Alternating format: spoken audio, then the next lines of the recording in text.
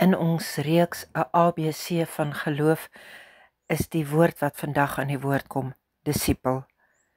Die fokus hiervan is dat ons beweeg van bewondering na navolging. Dis die ritme van die kruis. Goeiedag. In ons kultuur hoor ons dikwels van followers op sosiale media.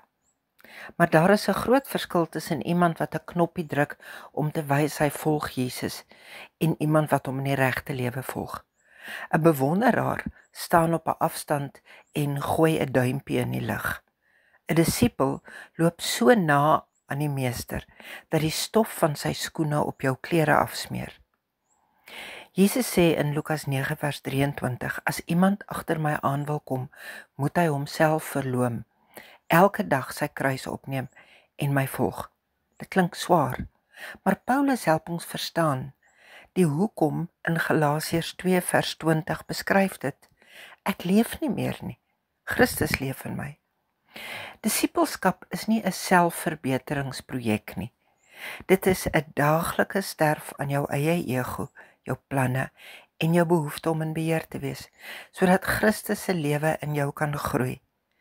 Dis nie selfvernietiging nie, dis selfbevryding.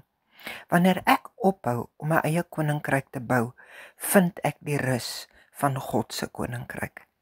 Johannes 13 wys vir ons hoe Jesus homself neerbuig om sy disippels se voete te was. Geen taak is te gering nie, geen mens te moeilik om te dien nie. Disipelskap beteken om jou hande vuil te maak in die modder van iemand anders se lewe, omdat Jesus dit vir jou gedoen het. En dis juis daar waar sy genade oorneem. Paulus skryf in 2 Korintiërs 12 vers 9: My genade is vir jou genoeg, want my krag kom juis tot volle werking in jou swakheid.